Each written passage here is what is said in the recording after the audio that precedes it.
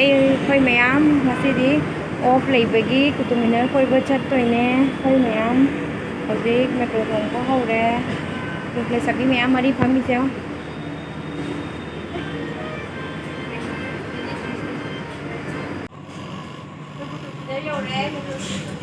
ꯑꯩꯈꯣꯏ ꯑꯣꯇꯣ ꯔꯤꯛꯁꯥꯗ ꯍꯧ ꯌꯥꯗ꯭ꯔꯦ ꯑꯩꯈꯣꯏ ꯃꯤ ꯌꯥꯝꯗꯕꯀꯣ ꯂꯨꯄꯥ ꯀꯨꯟ ꯂꯧꯋꯦ ꯂꯨꯄꯥ ꯀꯨꯟ ꯇꯥꯍꯜꯂꯒ ꯑꯩꯈꯣꯏ ꯃꯉꯥ ꯅꯪꯉꯦ ꯇꯨꯃꯤꯟꯅꯔ ꯌꯧꯔꯦ ꯇꯤꯀꯦꯠ ꯀꯛꯄ ꯆꯠꯂꯤꯅꯦ ꯂꯨꯄꯥ ꯀꯌꯥ ꯂꯧꯕꯅꯣ ꯈꯪꯗꯦ ꯀꯥꯎꯔꯦ ꯃꯃꯥꯡꯗꯗꯤ ꯆꯠꯂꯨꯕꯗꯣ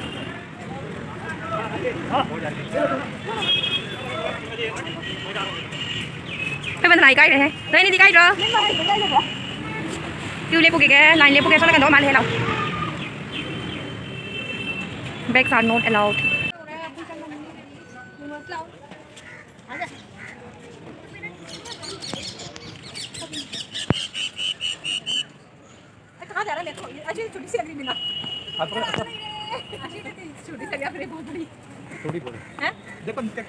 बहुत ही बढ़िया छोटी सी बिल्डिंग लगती बिल्डिंग ये बहुत ही बड़ी आपने नीचे बिल्डिंग देखी नहीं उस टाइम की मीनार होती कुतुब मीनार नुंसासिना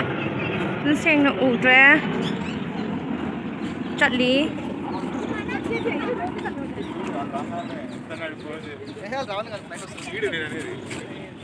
कुतुब मीनार लाको नुंगाइब्रो निर्मला नुंगाइब्रो बंदना how अन्थरओ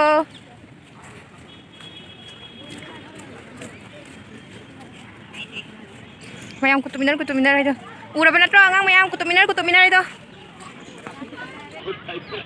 rose yang kayak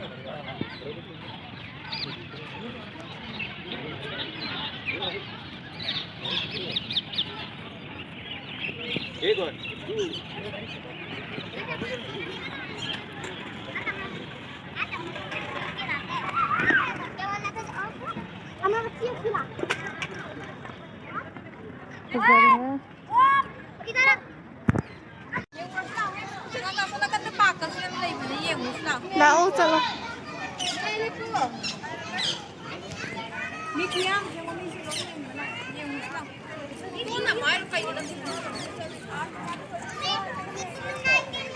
Moi angang gai photo namnari hazik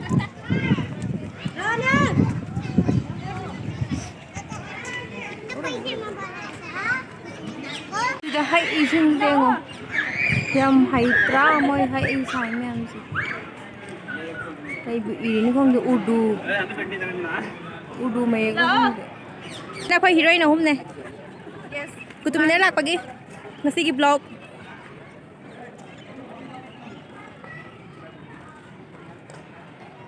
không số hay cái này cô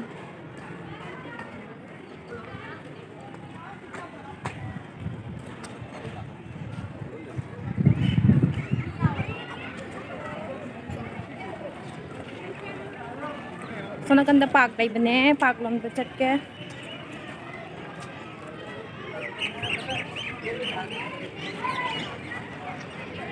ha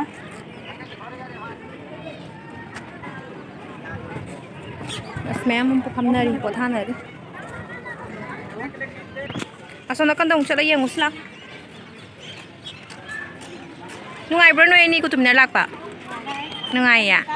Wari su talo idore ko bi komade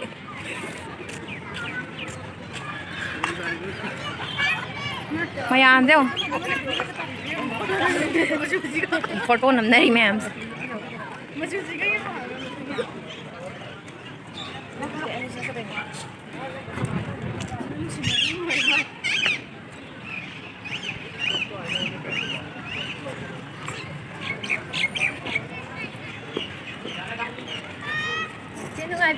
Nungai Nang excursion ko bili na tro Hoy Mamang dadi ko si sing sam da khazalam de ba ado khoi sida ga phammi pon si u mo khong sida ning singa ida koi da bagi warin sigi sida photo lago phaja bane lao sigi sida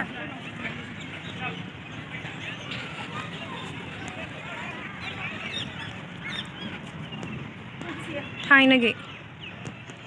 ꯇꯧꯔ ꯁꯥꯔ ꯂꯩ ꯃꯣꯏꯁꯨ ꯀꯔꯤ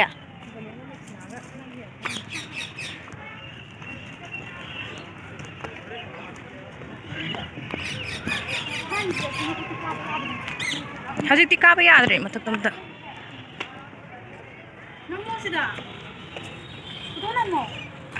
ꯐꯣꯇꯣꯁꯨ ꯅꯝꯃꯣ ꯚꯤꯗꯤꯑꯣꯁꯨ ꯅꯝꯃꯦ ꯑꯅꯤ ꯑꯃꯗꯤ ꯑꯥꯗ photo ꯇꯧ ꯂꯩꯔꯦ ꯂꯥꯛꯑꯣ ꯂꯥꯛꯑꯣ ꯂꯥꯛꯑꯣ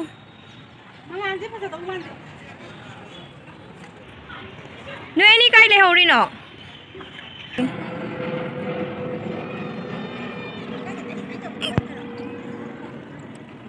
ꯑꯩꯅ ꯊꯕꯛꯄꯗ ꯁꯤꯔꯦ ꯍꯥꯏꯕ ꯚꯤꯗꯤꯑꯣ ꯅꯝꯕ꯭ꯔꯕꯨ ꯏꯁꯤꯡ ꯊꯛꯇꯔꯦ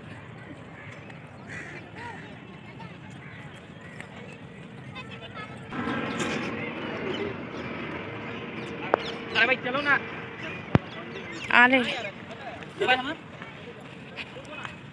थुबी वाला बांग वारे है इसने की होंग को माले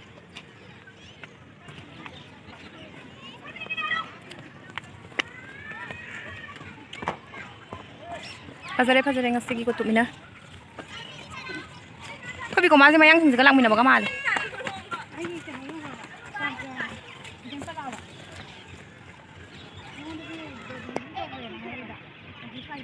अया कई उचे हजिक मई थानबा हगले ममजन लाकपगी कुतुमिना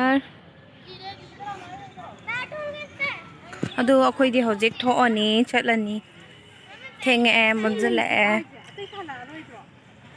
लंबी मपान द लोइने मग लाइट nga ta loi than bane yam phajabane nungdang da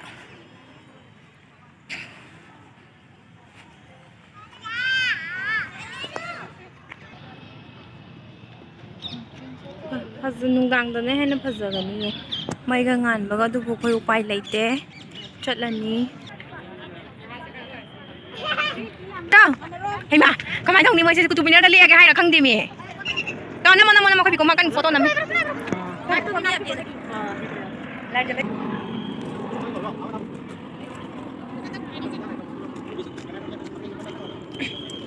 hello siro kutub minar bye bye akhoi chatle akhoi handore hojik auto da car age khoi digi auto je khoi gari ni hinduna khoi car e chatlasi la o